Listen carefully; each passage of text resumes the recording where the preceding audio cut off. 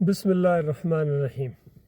دیکھیں، اگر کسی نے آپ کو بتایا نا کہ لا الہ الا اللہ محمد رسول اللہ پڑھنے کے بعد تم جنت میں چلے جاؤ گے، تو اس نے آدھی بات بتائی ہے۔ پوری بات یہ ہے کہ شرک چھوڑنا پڑے گا، اور شرک اگر کیا تو لا الہ الا اللہ محمد رسول اللہ پڑھنے کے باوجود تمہیں ہمیشہ کی آگ میں رہنا پڑے گا۔ اور لا الہ الا اللہ محمد رسول اللہ پڑھنے کے بعد اگر تم نے شرک کیا تو اس کا مطلب ہے کہ تمہیں لا الہ الا اللہ کا مطلب نہیں آتا ہے۔ اس وجہ سے اللہ کے علاوہ دوسروں کو پکارے لگا رہے ہو، یا علی مدد، یا رسول اللہ مدد، یا بری کر کھری، یا محی الدین چشتی پار لے غازے کشتی۔ کہاں سے آ رہے ہیں جی؟ 11ویں کھا کے آ رہے ہیں جی۔ بڑی مزدار دیگ پکی تھی جی عبد القادر، کیا ذائقہ تھا، پورے محلے میں خوشبو پھیل گئی تھی جی۔ اچھا جا کہاں رہے ہو؟ وہ جی وہاں میلاد کا وہ کیک کاٹا جائے گا نا، وہاں کھائیں گے نا جا کے، اور 10 محرم کا شربت تو کیا کہنا اس کا۔ تو یہ ساری چیزیں چھوڑنی ہیں۔ شرک ناقابل معافی جرم ہے، اور پھر شرک کرنے والوں کو اگر تم اپنا امام بناؤ گے، اپنا لیڈر بناؤ گے، اپنا قائد بناؤ گے، اپنا امیر بناؤ گے، تو پھر یاد رکھنا، پھر اس کا مطلب ہے کہ علی انجینئر صاحب نے آپ کو غلط بات بتائی ہے۔ اس نے بھی آدھی بات بتائی ہے، پوری بات اس نے بھی نہیں بتائی ہے، کیونکہ پوری بات یہ ہے کہ شرک سے بچنا ہے۔ شرک کرنے والوں کو اپنا امام اور لیڈر نہیں ماننا ہے، کیونکہ شرک اللہ کو گالی ہے۔ ان کو چندے نہیں دینے، ان کے مدارس کو چندے نہیں دینے ہیں۔ کوئی مسلک ایسا بتا دو جو شرک کے اوپر نہ ہو۔ بریلویوں کے پاس جاؤ، نبی علیہ السلام نور ہیں جی، پکارو یا رسول اللہ، لبیک یا رسول اللہ، حاضر ہیں جی، بالکل ہر جگہ سنتے ہیں، دیکھتے ہیں، پہچانتے ہیں۔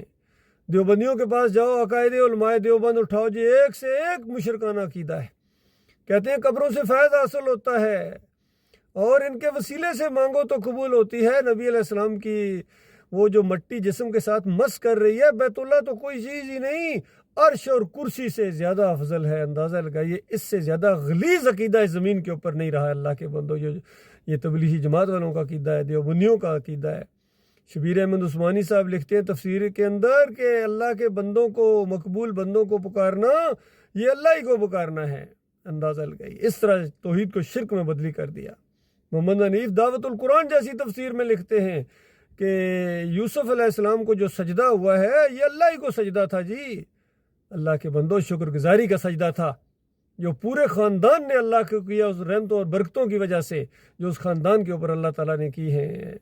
تو یہ اس طرح ان مفسرین نے، انہوں نے اس طرح شرک کے انجیکشن دیے ہیں، چاہے ڈاکٹر اسرار ہوں، علی انجینئر ہو، تقی عثمانی ہو، طارق جمیل ہو، طاہر القادری ہو، سارے کے سارے کسی نہ کسی شرک کے ساتھ ان کے رابطے ہیں۔